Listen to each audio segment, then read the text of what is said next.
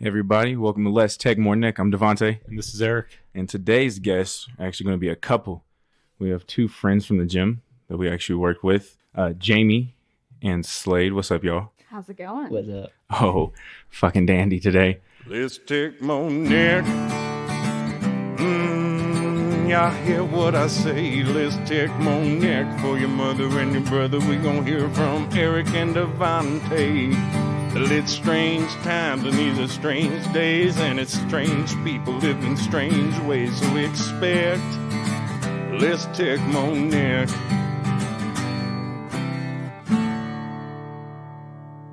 So today we're just going to get a little bit of perspective from their relationships and kind of what they've been through in the past. And we're going to see what life was like for them. So Jaymie, who is Jaymie? What was your past like? Oh my gosh, we're starting off kind of rough. That's a pretty banger question. That's what we're about here on Less Tech, baby. I don't know. I definitely, are you talking like more romantic past, who I was in that sense, or more along the lines of just... No, like how did you grow up?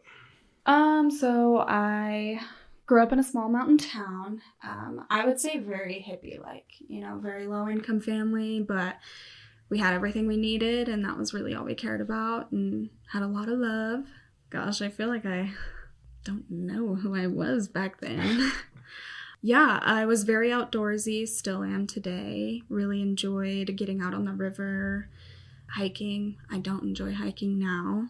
Don't fucking blame you. Yeah. Camping. I was very active. I played soccer. I was a really good student in school. I loved working out. And yeah, that's really all I can think of. Not anything super in depth. So did you guys grow up in the exact same town? Or did you guys grow up in different towns? I grew up in Greeley and then moved to Salida my sophomore year of high school.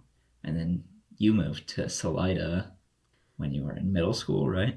Yeah, so I actually started out kind of out in the middle of nowhere on like the plains of Colorado, and from there moved to a mountain town probably halfway through middle school. And so I kind of got the dichotomy of being a country girl and a mountain girl. And I think definitely fell in love with the mountains. You can't beat that.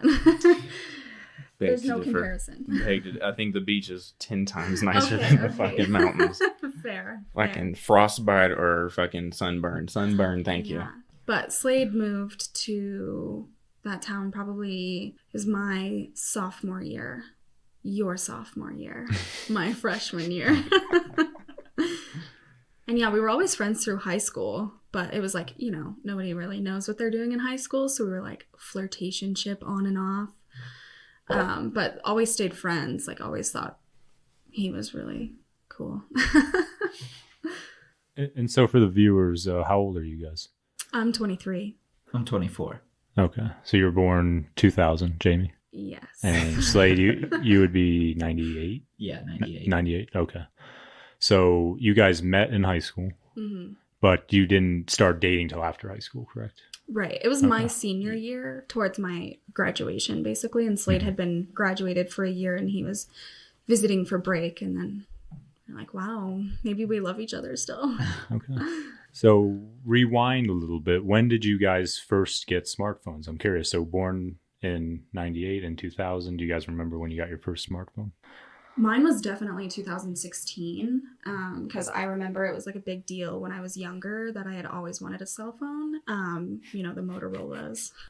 Oh, okay. So yeah. Motorola's. I wanted the hot pink one for a really long time. But then, coming from a low income family, my family was very much like anything you want, you got to pay for yourself. So I started working at 13, and right about then, I saved up enough money when I was 16 to get my first phone, and it was not a fancy one whatsoever. It was a prepaid one from Walmart.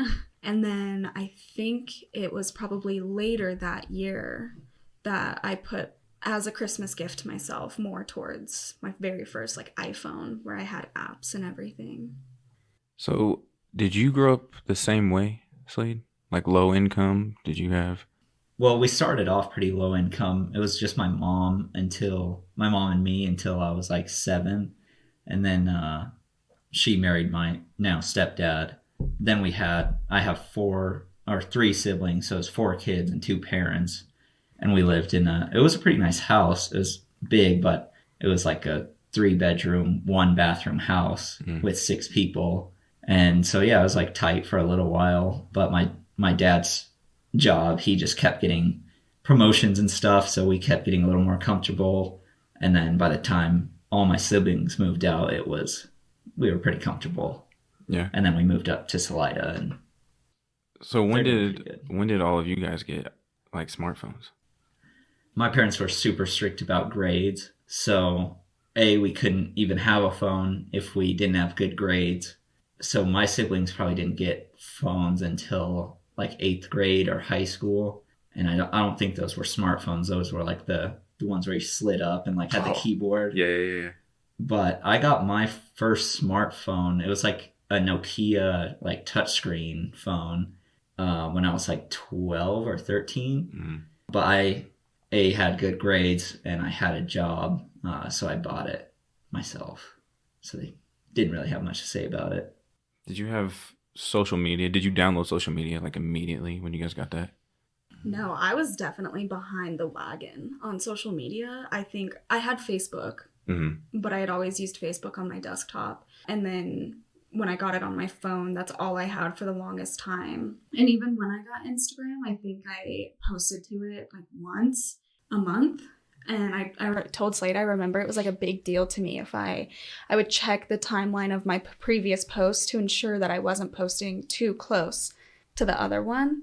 So if it wasn't a month out, I would wait to post. Like, I don't know why I had this weird thing where I just didn't want to post more than once a month. And then I remember when Snapchat came out, I was like, everyone was talking about it. And I thought, that is the stupidest thing I've ever heard. Why would you send a photo for 10 seconds? That makes no sense to me. And then as I got older, it made more sense to me as to why you'd want to do that.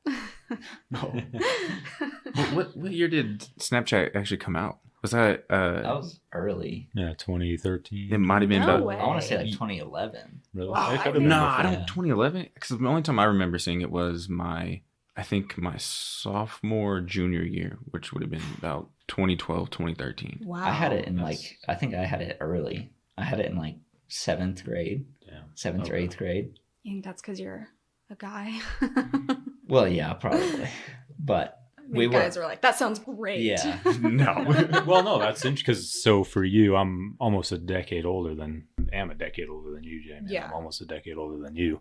Where it's like I didn't get it till no, it was after college. I was already working when all this stuff came out. Wow. But it's so different how we all got these stimulus, like very heavy stimulus at different times in our life. Mm-hmm. So for you guys, it was like middle school, high school.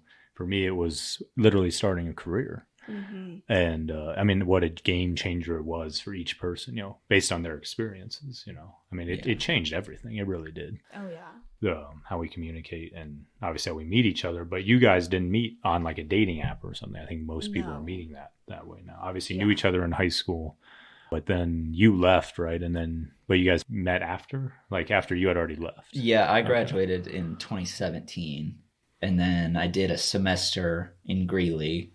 And then I thought I was going to open up my own business in Salida. So I moved back while I was working at a coffee shop and working with this local business owner to like write a business plan and get everything together. And then Jaymie came in with her current boyfriend while I was working at the coffee shop. And then we started like hanging out in 2018, I think. Well, it sounds a little sketchy when you word it like that. I was just getting ready to say, we're going to need some explanations here. I mean, yes, I had been in a relationship at that point, but like things were definitely on the downhill for a long time. And like I said, I had always been friends with Slaid. And I think I had confided in him a little bit during that time of struggle with that relationship. And it was like the worse things got in that relationship, the more I realized I still had feelings for Slaid, and those that like never went away. And I will admit, like, I didn't expect anything to blossom with Slaid post breakup. I broke up with the guy for my own reasons because I really just felt lost in the relationship and I felt like not myself. It was just one of those situations where I had gotten involved with this guy so young, and we had both grown into completely different people. And I think we grew into people, at least on my end, he grew into someone that I was struggling with still loving. And so I broke up with him for my own reasons, took a few weeks to just kind of sit with the decision and make sure that that's the decision I wanted to make. And I hung out with Slaid after that and kind of realized that, yeah, I was still pretty crazy about him, but I still thought that he would just be a summer fling. Because I was like, no matter what, he's starting a business in Salida and I'm moving away for college. Like, no matter what, this is going to be a summer thing. It's not going to be anything special. And lo and behold, here we are. Like, it just kind of took route after that, I guess. So when did you know you had feelings for him? I'm assuming you had feelings for him back in high school before you met this other guy? Oh, yeah. Like I said, like Slaid and I were we were a flirtationship that was like on and off. Mm-hmm. I will use the word ghost. Slaid ghosted me a couple times. But, I still thought he was such a great person that I still wanted a part of my life. So I was like, even if we can't be romantically involved, I still adore who he is. And I would love to like stay friends. So we did. Like, we would still like, I don't know, he liked the chicken strips at the restaurant that I worked at. So I'd always get him free chicken strips. And he, in exchange, would bring me dinner from another restaurant. He would like change out my stereo for my car, stuff like that. And like, it was never like anything hanging out outside, really. It was more so just like friendly favors, I guess, in my view. I didn't see it at the time as anything. Slaid knows what the fuck he was doing. Yeah. And, like, I did think I was going to move in with this guy, and I thought I was going to really, like, start my life off with him. And I think it was halfway through my junior year where Slaid had visited, and I was like, I need my senior photos, and I know that you're really into photography. Would you be willing to do my senior photos for some free chicken strips? And he was down. And I think it was in that session where it was like over his break for school, I believe. And I just had so much fun with him, and I smiled more than I had smiled in the last like year and a half. And I just felt like so confident and just happily myself, and I hadn't felt that way in a really long time. And I think that's when I realized, like, I'm in big trouble. Like, I'm involved with this guy long term, but I don't feel this way with him as I do with Slaid. And that's why I was like, I think I made that decision right then and there, that I was like, I need to break up with this guy, because regardless of where it goes with Slaid, I know that where I'm at with this guy is not where I want to be, and not where I want to move forward with either. So even if nothing happened with Slaid, I think that decision was a good decision. But I'm glad the latter happened too. And how long have you guys been together now? We just celebrated 5 years. Yeah. Right. And it still feels like the first year. That's not bullshit each other. For sure, we have like our ups and downs and like our moments, but I'm not trying to be corny by any means, but I think it is just like easy loving Slaid.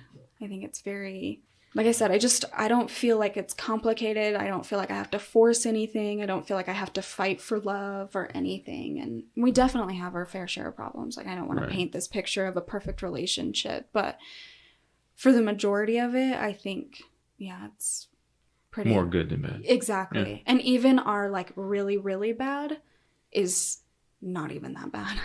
The biggest fight we've had is if Kim Kardashian is a good role model or not. No. It was Kim Kardashian versus Cardi B as a role model. And he was saying Cardi B was a better role model? Yes. At the time. Okay. She's proven me wrong. Yes, exactly. Bro, what are you talking about? That song WAP? Yo, it was before that. Role model. I actually like Cardi B. We won't get into it, though. Okay, yeah. Well, that is a very political discussion. Let's leave that alone. We don't want another argument coming up on here. Intense. So, my question to Slaid. Did you know what you were doing whenever you were going over and helping her with her car radio? Like, did you have a motive while she was dating this guy? And this isn't making you look bad or anything like that. This is a real question for men, because men know what the fuck we're doing. At the time, it depends on, I guess, when it was. At the time of doing her car stuff, I wasn't I didn't have like ulterior motives really, but I did think she was hot. So I was like, I'm not going to say no. And so I was like, I'll do it. So romantic. Isn't that beautiful? Right, that makes me teary-eyed. But yeah, when we started like talking when I came back, before I came back to Salida, I had texted Jaymie that I like had feelings for her, and she kind of shut it down and was like, I'm with so-and-so. I don't see anything changing for a while. It can't work out. And so I was like, all right. And we didn't really talk very much after that. And then I came back to Salida and we started hanging out. And I was like, well, I guess I'll try in person this time. And so I had told my friends, I was like, dude, she wouldn't want to keep hanging out with me if like she didn't sort of like me still. And so I'm not going to say anything. Like I never pressured her or said like, I wasn't that guy who was like, you should dump him. Like I could treat you way better. It was just like, I let her make her own decisions. I was just like, you stuck around though. Yeah. I like listened to her and we talked things out a lot, but I never like really gave her advice. Cause I was like, I'm not going to be that guy, but I will like be there. So yeah, I kind of knew. Towards the end, I knew exactly what Sum it up. Yeah, I knew what the fuck I was doing. Yeah. I knew what the fuck I was doing. Well, and I will preface too, there was like at that time, there was no sneaky shit. Oh, can I say You shit? can say. Okay. Absolutely. Yeah. Okay. There was no sneaky shit. Like anytime Slaid and I hung out, like my partner at the time was fully aware of where we were, what we were doing. Like he just didn't care. He did. He was actually really intimidated by Slaid, and I think it kind of caused like his own assumptions of what the breakup was about, of like I broke up with him just to get with Slaid, and that really was not the case at all. Like I said, I had my own reasons for it entirely.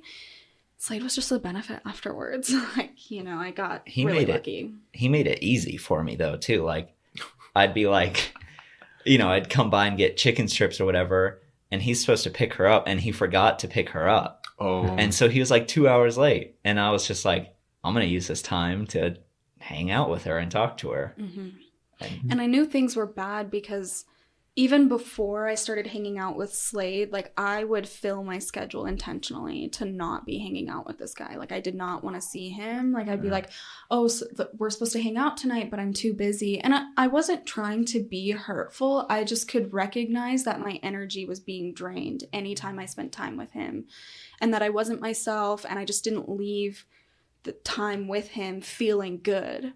But I felt that with Slaid, and that's just kind of the dichotomy that showed me like the route that you would want to take for a relationship if it was worth pursuing. Jesus. That's It sounds so mean, but no. I just couldn't. No, because I think that's actually, I think not just women, I think a lot of men do that as well. Like there's somebody else that they're actually more interested in, but they're with somebody, and so they will purposefully not like make plans with the person that they're with so they can go see the other person. Mm-hmm. And a lot of times they're like, oh, it's not very sneaky, and they'll be telling you that, but really it is. Yeah. I've been there. Yeah. I know. I never filled my schedule with like meeting up with Slaid. It was more so like, oh, I have school and then soccer practice and then work, and then I wanted to go to the gym, and then I have homework. Like I just came up with any excuse I could. Mm-hmm. And then, I guess if I did have free time, I would be like, hey, so I'm hanging out with a friend. And I don't know. It just got to the point where it's hard to recognize too. I'm someone who, once I make a commitment, I am really loyal with that commitment, and I will stick through to it, even if that means kind of like operating at the expense for myself. You know what I mean? If it means putting someone's needs before mine endlessly to the point where I don't even feel myself anymore, I will do that. And that's not just in relationships, that's with friendships and jobs. Like it's something that I'm learning. Like once I make a commitment, I feel an obligation to see that commitment through. And I feel like I have failed myself and others if I break that commitment. So it was really hard for me to make the decision for the breakup too, because I was like, I am literally starting to look at apartments with this guy, and I'm starting to like plan where my college is going to be so that we can be somewhere together and da-da-da-da-da. And it just like, once I really sat with the life that I would have if I had made that decision, like I said, I didn't care if I was alone after that and nothing happened with Slaid. I would have rather been alone than go through with that, because it just was not something that I wanted for my future. But I think it's something that a lot of people struggle to recognize when they're in a relationship. It's like, you believe that you're supposed to be with this person because you made a commitment with them. Even when things get hard like this, you need to push through. But I think once you get to the point where you don't even recognize who you are after leaving time spent with them, it's so like, it's not even a relationship at that point. It's an energy sucker. It like takes all the life out of you. And not that, I mean, you know, I don't want that to sound like this guy was a horrible person. Yes, he did some and still has done some pretty crappy things, but like sometimes you just grow apart.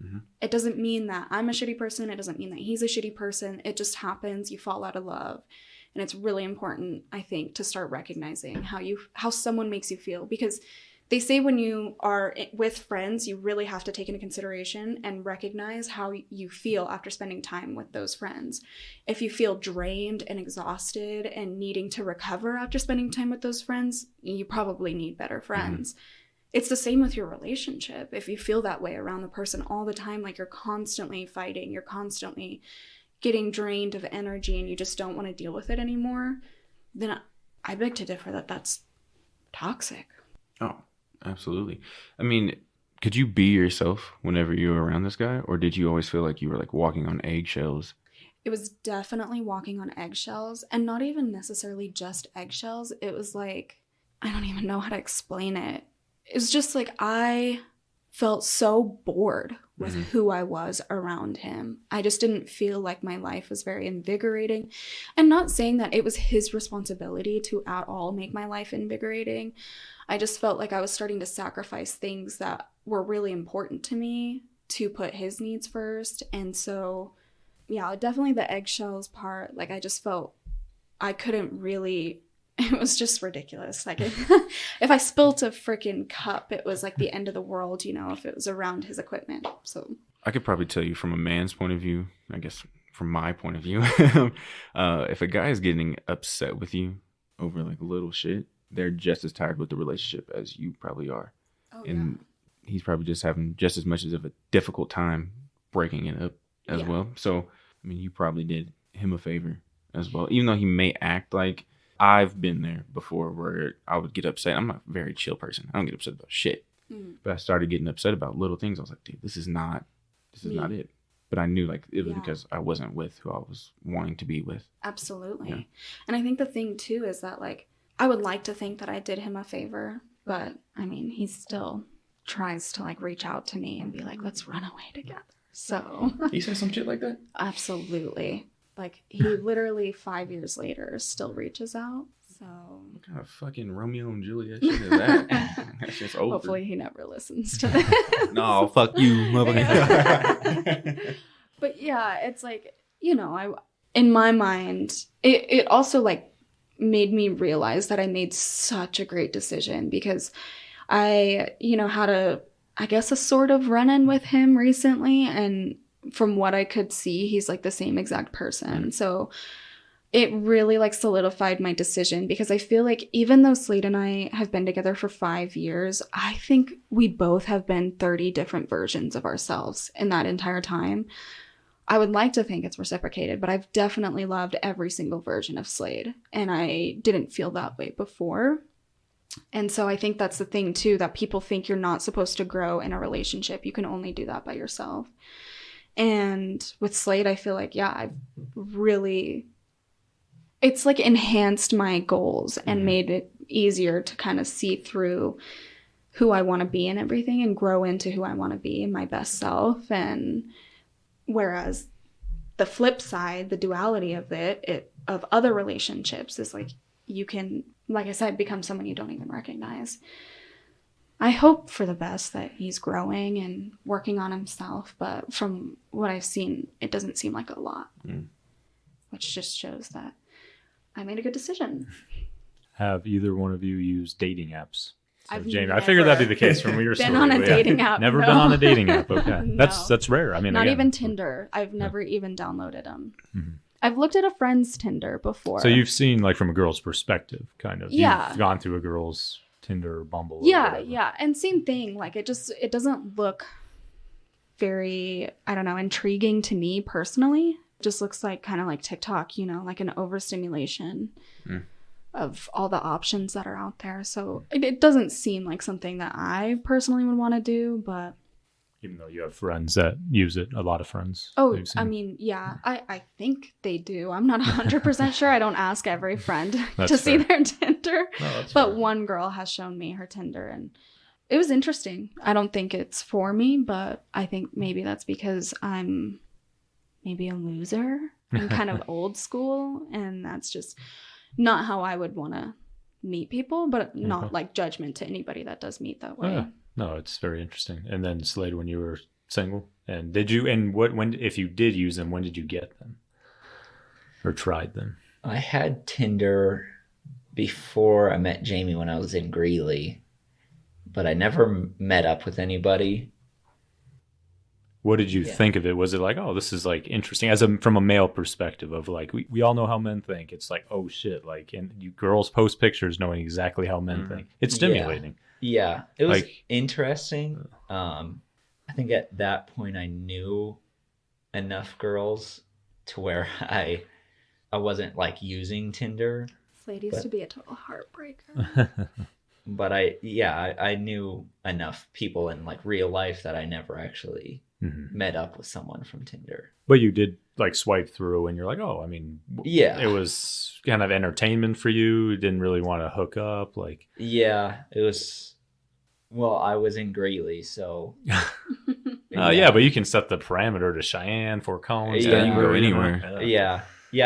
I've done it, but it, like Jaymie said, it's kind of just like swiping. I think the act of like swiping kind of it like plays into it. It kind of just feels like a game, or I don't know. It just doesn't feel real. And then, you know, we've been together 5 years, and I can't imagine what it's like now. Like with trying to talk to people and stuff, it sounds like a nightmare from what I hear. Everybody's using it. Yeah. Everybody's using it. Yeah, So It is a complete nightmare. yeah, that's what it sounds like. it's addicting as shit. If for some people. Well, yeah. Some people. You Well, go- you're still on it though. That's the thing. I haven't scrolled in like a week. Yeah. It's so fucking stupid. It's just entertainment for you too. Yeah, I'm scrolling through it. I'm just like, Did you Okay. guys, so either one of you ever think, oh, I'd like to meet someone off here that I wanted to date? Or was it just like, everyone else is doing, I'm going to just swipe? Are you open to it at all? Mine was just like that semester in school, I didn't really have any friends. So I was like kind of just bored, looking for like attention a little bit. And yeah, I mean, it was nice for, you know, you would like message a girl, and I mean, from what it sounds like now, they don't even message back most of the time, but they would message back, and, you know, you'd get that attention for a little bit, but then it's like sort of like just a bot. I mean, it doesn't feel like a real person. I mean, yeah, I've seen girls on there that were like, oh, this is my type, and whatever their fucking bio is saying, maybe they're fucking lying. I've been like, oh, I could see myself talking to this person, potentially dating, but nothing ever fucking happens. Yeah. So it's really a waste of time. I think I was talking to some girl on there, and I was asking her, I was like, what do you think? Because it's Bumble. I was like, what do you think of this app? She was like, I hate the fact that I have to message first. And I was like, well, welcome to a man's world. This is what we have to fucking do all the time. I So think some girls use, like, I've seen a lot of like some girls using Tinder as like sort of like a ego boost. Like, absolutely. Yeah, I ask a lot of girls. Everybody. Yeah. I don't think that's just girls. I think that's men. No. Men don't. I will You highly. just said that you go on there for attention. A small percentage of men get likes. So Slaid, you're a very good looking He's boyfriend. very hot. Yeah. Gets likes. So romantic. Certain men get likes, but it's about 20% of men. Interesting. 80% well, of men. I don't understand likes. Well, I mean, it's the like analogy. Matches. Is that a match? Mm-hmm. Okay. We just don't have a fish picture. Okay, yeah. Which is fucking crazy because every girl over here is like, I love fishing, I love camping. It's like, then you say don't have a fish. What the fuck is you talking about? If you're a good looking guy, you can have whatever you want on there because it's all about looks. It is all about looks. That's true. So is it? Yeah. Is it for? Go ahead. Oh well, was just going to talk about our experiment in the gym, Jaymie. So think about. Go ahead. I asked Jaymie and a couple other girls at the gym to point out the attractive men in the gym to me. Like physically attractive. I was like, who do you even find or is not invisible to you? And but you said for a hookup versus a date? No, both. I mean, either one. I think it was either one, but I mean, the answers were the same. It was basically no one. Yeah. Well, I think on my end, I was like, for a hookup, I don't think I would hook up. Well, at the moment, I was like, I would not hook up with anyone in here.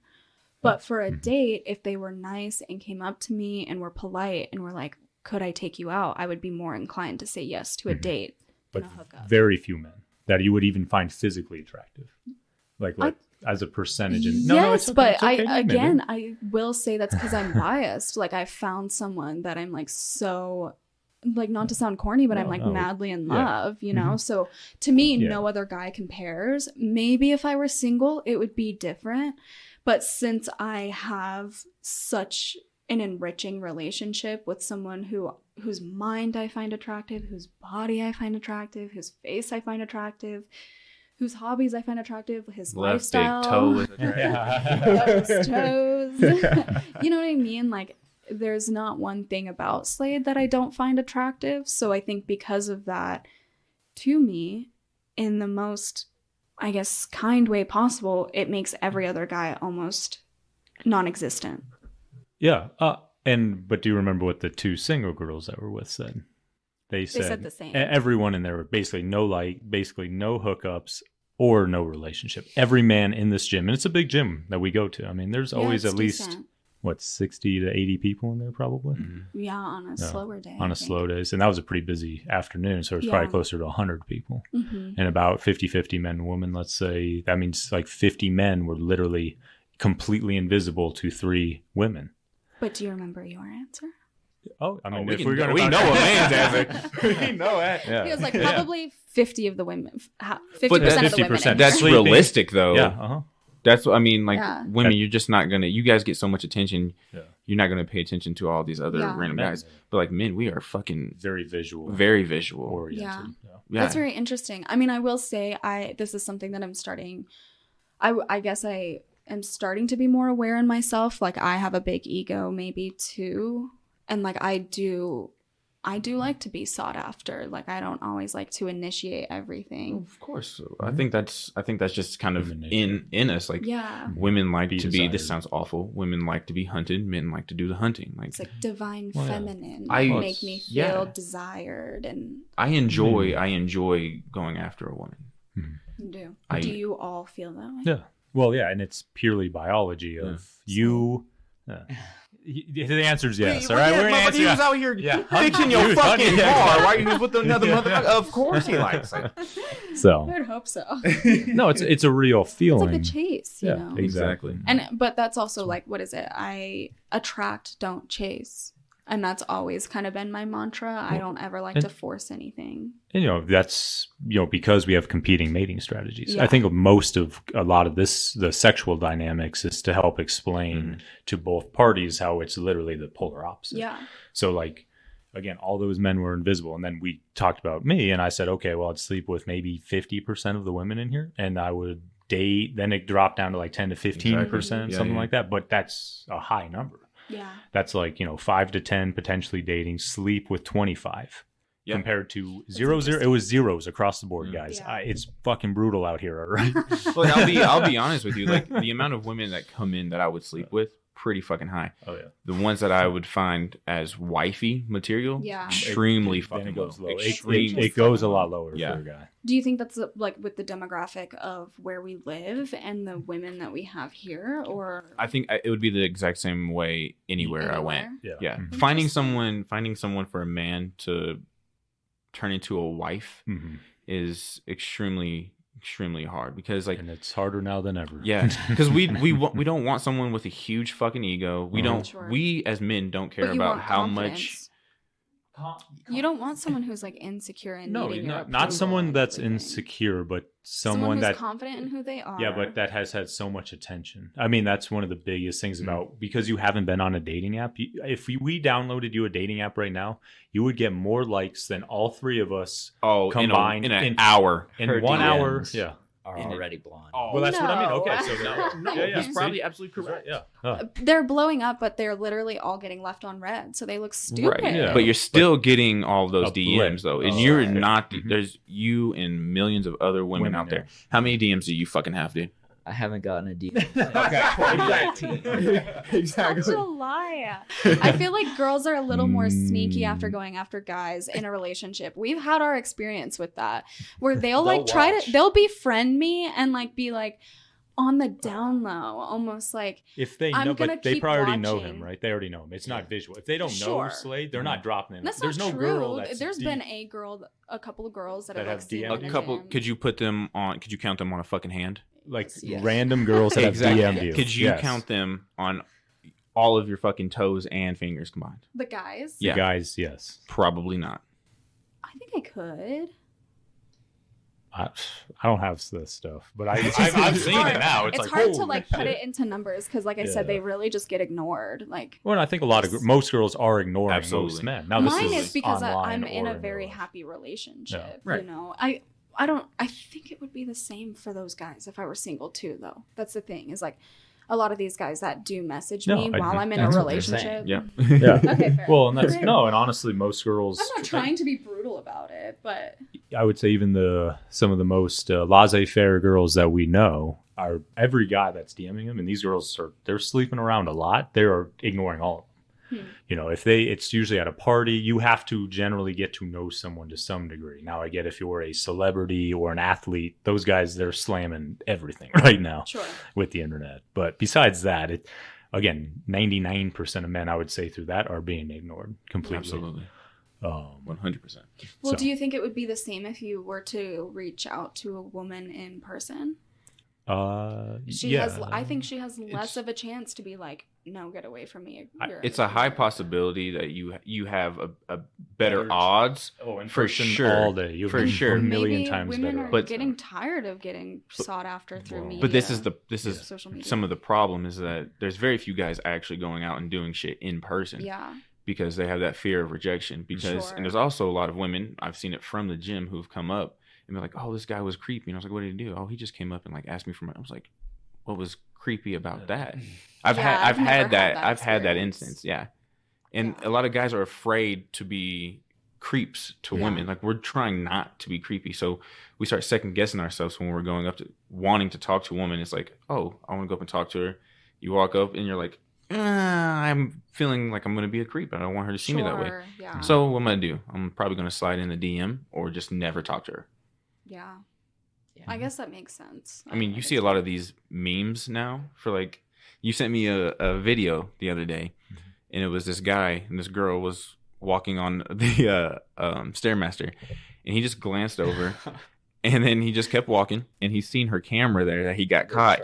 Yeah, and he lays down on the ground and puts his hands behind his back. Oh. But that's kind of how a lot of men feel, though. Yeah. We feel like we're being Eyes handcuffed. down. Yeah, No, it's true. Yeah. While it's just, girls- it's hard in places like the gym because that's such a male dominated area where I know as a woman, I feel like that is not my place and I do not belong. So like going into the free weights area, still to this day, I worked at a gym for 2 years. I've worked out at that same gym for probably 3.5 now. And I still to this day get anxious when I'm going into the free weights area and it's full of a bunch of men. I don't know what it is. It's like inherently. I think that's innate nature. I mean, again, Yeah. it is a jungle in a sense. yes, they're all unattractive, but they're all threats to you. As a female, Absolutely. you know, men, generally speaking, men can overpower women. But I've also in the weight room had someone come up to me and politely be like, I don't want to bother you, but I just wanted to ask, like, do you have a boyfriend? And when I said yes, he was so polite and like was like, okay, thank you for your time. Like, that is the way I think it should be done, because even when someone is clearly going to ask me, like, you guys are afraid to be rejected. I'm afraid to reject, because it can go one of two ways. Like, I have been taught my whole life that if you give men way too much attention, it can hurt you. If you don't give them enough attention, it can hurt you.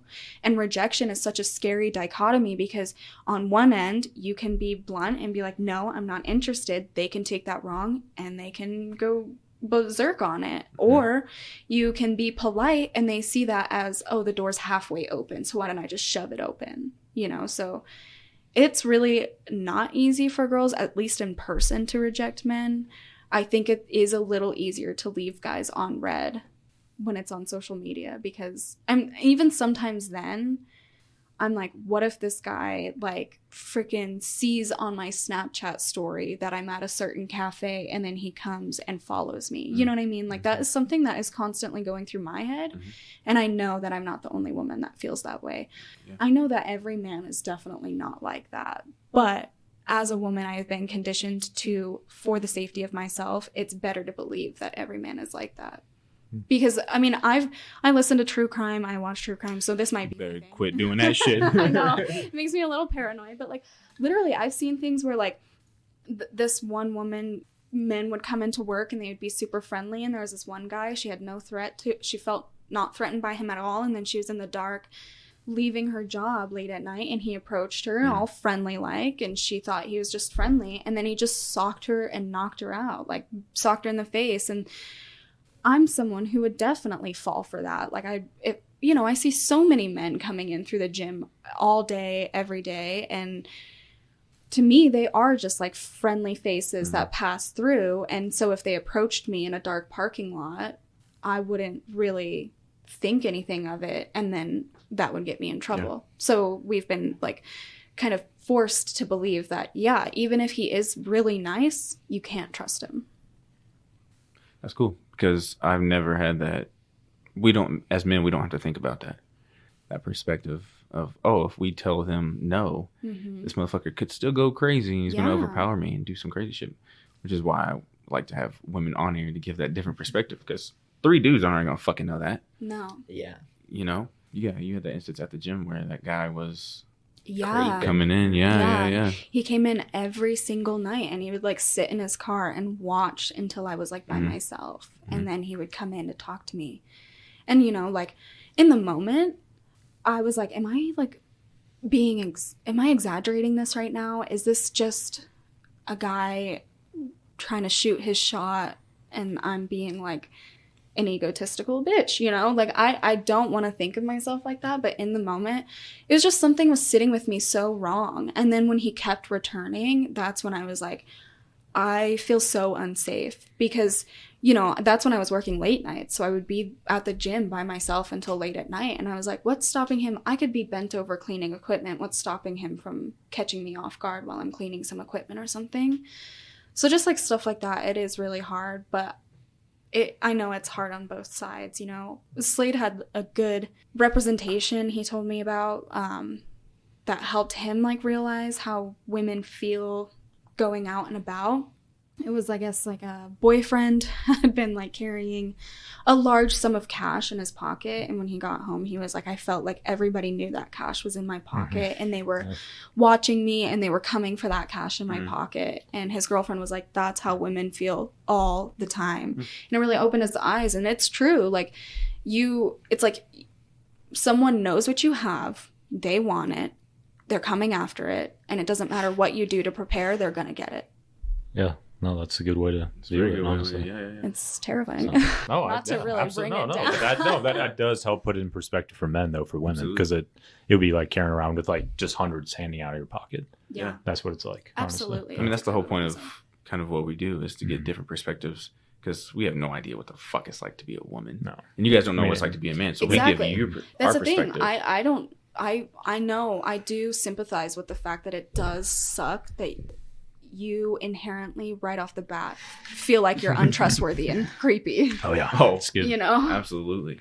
Absolutely. But that's why. I mean, it's because you are all carrying hundreds out of your pockets. So yeah, it's, like you we're know, just on guard from all birth. the time. Yeah. From birth. Literally. Yeah.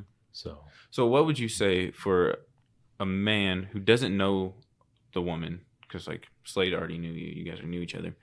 If the man doesn't know the woman, what's the best way he can approach her? I think like that gentleman in the weight room, like it was perfect. Just, you know, I don't want to bother you. Like I just want to take a moment of your time. Do you have a boyfriend? You know, like start off with those polite questions and like just come off. I don't know. I just felt non-threatening. yes. Yes. Like you could tell his guard was kind of down. Like he was kind of putting down his, I guess, macho, you know, ness. Yeah, especially if you're talk to me. approaching in the gym, guys. You got to be Absolutely. real chill. Yeah. Because he was really chill. He right? was, Yeah. he was. And he was so like, he like held his hand and was like, oh, I'm so like, he doesn't have to be sorry to like come talk to me. I don't want men to feel like they have to apologize to be talking to a woman. But like, he was just so polite. And yeah, the second I was like, I have a boyfriend, sorry, no, he was very kind and took it really well and was like, oh, all right, thank you for giving me a moment of your time and have a great rest of your workout, you know. And I think that's just the best way to do it. I really, really, really hate the guys that are like, would you like to get together sometime? Well, I have a boyfriend, so I don't think that's a good idea. I was just talking as friends. Bullshit. Bullshit. Yeah, bullshit is correct. We know what you were talking about. Bullshit is Like, I absolutely don't correct. like when they try to flip the narrative on me, you know, and make me seem like I am egotistical. It's like, well, I think it is rightfully so that if a guy is asking me to hang out one-on-one, that his intentions are not just as friends. But, you know, that's the hard part, too. Sometimes it is hard for guys to be friends with girls and just friends. It's especially when they're all single, you know. But I don't know. It's very... I can't give the best advice that is a universal way to approach women, because you also don't know the trauma that women have been through. You don't know, like, where their views lie, I guess, on being approached. But for me personally, I think if you're just non-threatening, polite, courteous, and genuine, then I think your chances are way stronger. And if you're not defensive either, if she does reject you, like, take it like a man if a woman rejects you, you know? I know that's such a, like, I know that's a controversial way of saying it, but if you're rejected and you take it with grace instead of trying to flip the narrative on the girl, it just comes off. It speaks more volumes about you if you're Yes. able to take it. Like, you're confident better. with who Yeah, you you're are. like, all right, cool. At least I came up here. Yeah. Like, Yeah. I put myself out there, Yeah. and I'm proud of that. And you're know? going to feel way better. You're going to feel, as I tell men all the time, you're going to feel way better about yourself Yeah. that you actually did it and you got Absolutely. rejected and have no answer at all. And I think as a woman, too, my favorite response to someone trying to, like, ask me out is always like, I'm really flattered, but I have a boyfriend. Thank you. You know, like, because I think saying, like, I'm flattered still kind of makes them feel like, oh, you know, maybe if she wasn't in a happy relationship, maybe I would have had a shot or something like that. It's not like a hardcore, cold shutdown. And if that's how you get shut down, I guess that's okay too. I just like to a little more soft. I don't know. I'm not a very hardcore person. I would say for a lot of women, possibly be that way because, again, it's really tough to go up to a woman and just ask her out. So yeah, if you're soft, it's gonna, especially if it's a guy who like never does it. Yeah. Oh my God, the sweat going down his fucking back is incredible. Absolutely. I mean, I get nervous. Every guy gets nervous. Fucking Even nervous those as confident guys we know get nervous because it's Slaid never gets nervous. yeah, never. I would. Yeah, exactly. I'm so glad I don't have to do it now. You got lucky. Yeah. Well, it's the ultimate ego blow. If a girl says no, Yeah. she's saying your genetics as a man is not good enough to go into the next generation. So it's a huge slap in the face. But I think too, it is important to recognize that, like, if a woman is saying no, she doesn't necessarily have to have a reason to say no. Like, she can just say, no, I'm not interested. Yeah, absolutely. And again, like, guy, if that happens and you're a guy and your reaction is, well, why? You know, that's not gonna make her change her mind. No, I'm just gonna put that out. just walk away. You gotta walk away. You gotta be like, You're gonna okay, look like a thank fool you. forever. Yeah. Take it and walk Yeah. away. You know? Like, if she's gonna be like, oh, well, now you're asking me why, maybe I will give you a shot. Yeah. You know, like, Now that you have raised the question, yeah. Now that you're pressuring me a little Right. bit. Yeah, I think it's just the best way is to really be confident, put yourself out there. Again, non-threatening, polite, graceful, and yeah, take rejection with class. And same for women too. Like, I know it's probably pretty rare for women to go after men, but I think it's probably the same. They probably struggle with rejection and stuff. And as a woman, it's probably a bigger, blow to your ego if a man is like, no, I'm not interested. So I think that it's the same for women too. If you are approaching a man as a woman, it's same thing, be non-threatening and just take that rejection with class. And I mean, yeah, you don't see it a lot, but I think it'd be actually, I'd rather people do that than a lot of the swiping stuff, because the swiping, sure. the at least leading it on. limits. Yeah, if you're really looking for a relationship, like, you got to limit your choice. If you have endless choice, you won't. absolutely. Yeah. It's very difficult Absolutely. But then it makes it hard when you're limiting your choice, but you're surrounded by people who won't limit their choice. Well, because that's they won't exactly why it's a see sick you. tornado. Yep. Yeah, they that's won't great. see you as their choice. Yep, that's I did a lot of in-person dating, and most girls I'd ask out in person, because I've been trying to do that the last 3 years. Almost every girl, I would actually say, 90% of them, 95, were all using dating apps. And I'll never forget, I asked them all the same question. I'm like, so, like, you went on like 3 other dates this last week. I'm the only guy that's asked you out in person in 6 months or a year. Like, that actually came up and got your number. Mm-hmm. But you've gone on 20 dates, in the last year. And it's like, because then I always ask, like, how picky are you now? And they all say, or what are your standards? Oh, like crazy high. Oh my God, my standards are crazy. Like, tall, dark, handsome, successful, intelligent. Every single girl. And again, it's like the perfect person. Mm-hmm. And it's crazy to see all of these girls, my sister included, marching into their 30s with these apps, essentially, and their 1,500 plus likes from doctors and lawyers and people from around the world. It's astonishing. I mean, what it does to the brain. It's a choice dilemma, where all of a sudden you can't make a selection. I mean, they serial date, my sister and her friends, and a lot of girls I know that are around my age in their 30s, like crazy. Yeah. It's like they're looking for the perfect man almost, or something like that.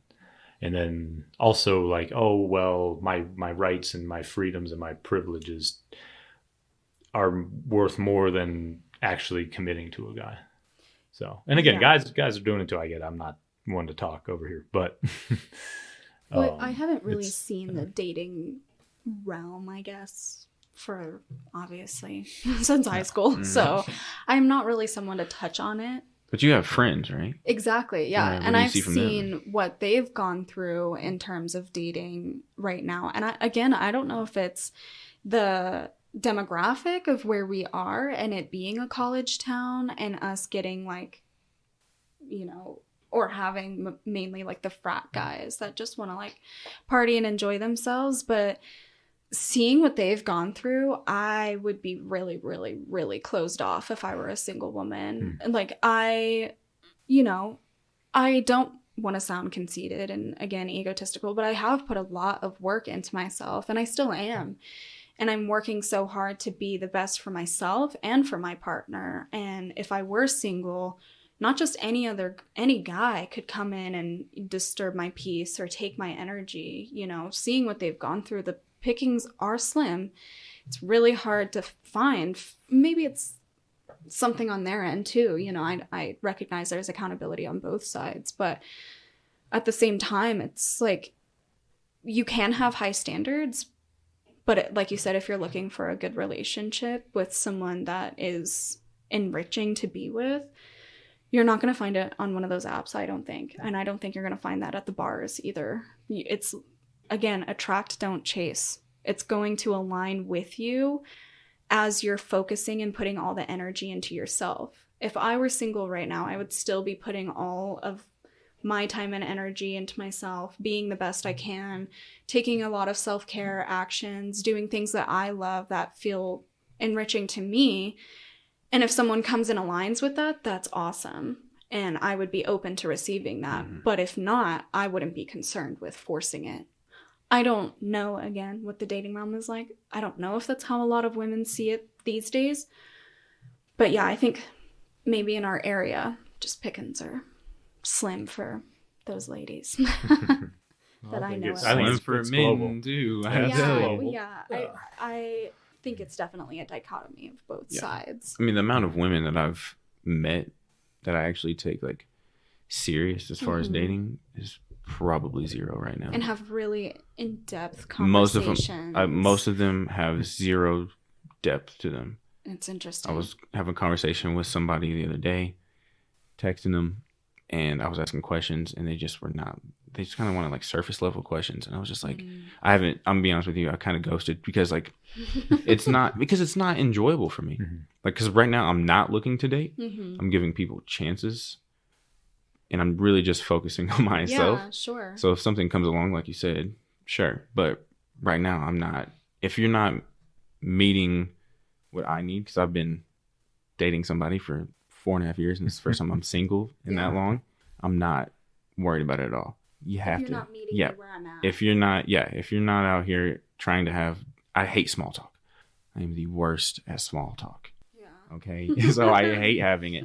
So if I meet somebody, I immediately go into like deep questions. What the fuck are your traumas? Oh my God. You know what I mean? Like, what makes you you? So yeah, I'm right there. Oh, with I you. can tell by the way this episode started. Shit. I don't know. Who are you? Nobody wants to listen to fucking small talk. And most people, sure. I mean, let's be honest. Do you guys actually like small talk? Does it tell you anything about? It's exhausting. It is. Like, I've noticed even with my roommate, like I get home at the end of the day and I don't really want to talk to my roommate because I've spent the whole day doing small talk where I'm just like, I don't want to do it anymore. This is my home. I just want to like be in my vibe. Not that I don't want to talk to him. He's easy to talk to. He's very friendly and has, keeps up good conversation, but it always is small talk. Well, how was work? It was good. How was work for you? Oh, it was pretty busy today. I'm like, just rather you fucking wave and say hi to me and get on about our fucking day. Like, for real. Like, I get home and I just like don't want to talk because I've spent the whole day doing small talk. It's exhausting, which does sound pretty privileged. I know, but not for me. No, I'd rather be fucking deep fucking conversation. Like, whenever we first met, I don't think we really had too much small talk. I don't think so either. I think it was the same exact thing. You're like, so tell me about your childhood. Yeah, like we really just went into it because I can't have a conversation with you if you're not able to go there. Yeah. I'd rather just not talk to you. Sure. If you can't take me talking shit either, that's another one. Big shit talker. I had to learn about that. It's just learn how to take that. It's just where I'm from. It's just what we do. I think it's because where I'm from, that is not a thing at all. And I was like, he fucking hates me. Not at all. Like, what the hell? This is my best friend and I tell you, everybody, it's like, if we're talking shit to you, we like you. If we don't talk to you, we don't like you. Okay. I was like, DeVante's like calling me racist? It's like, what the hell? Straight jokes. Love my racist humor. I'd be like, oh my God, rethinking my whole like favorite thing to do to white people is tell them that they're racist, even though they're not, and make them feel uncomfortable. It love it. It works every time. Not just for me. I did to my pastor friend in front of his church the other day. Oh my God. Poor guy. I was like one of the only colors in there, so. Because you can't fight back. You can't fight back. Say no. I've got you shackled, motherfucker. No. I love our friend. Anytime you say it, he like just walks away. Oh. Anytime you bring that conversation up, he's like, and this is where I exit. Which he's learning to actually like, come back. Yeah. We actually take trips together and shit. Like, I love it. I don't know why. Just do it, dude. Whenever like him and like Tyrone and Dean are over there too, and like all three of us get into it. Yeah, and we look at Austin. He's a blonde-haired white boy. I love it. Of course, like I said, there's no rebuttal. He can't fight in that conversation. I fucking love it. He does not win. Oh man, you got any final thoughts before we wrap up here? Any great advice for women and men both? Oh, do you? That's it. Heavy. Yeah. It's a squeaky chair. Squeaky chair. I think my biggest thing would probably be to, and I know that the second this episode is done, I'm going to be like thinking of way better things I could have said. But first of all, definitely let go of your ego. Like, don't be afraid to quote unquote lower your standards and give someone a chance, because you may be seriously surprised by what comes out of it. Also, be open to receiving. Again, attract, don't chase. Don't try to force anything, because at the end of the day, you only want stuff that aligns with you. And that's including every aspect of your life, every relationship you have. You only want things that align with who you are trying to become. And yeah, don't give up things for your partner. Don't give up things that you love, that you find enriching for yourself, for your partner. So if you really love to take Saturdays to, I don't know, go and hike a 14er, but your partner doesn't like hiking 14ers, go hike that 14er. Like, don't give that up.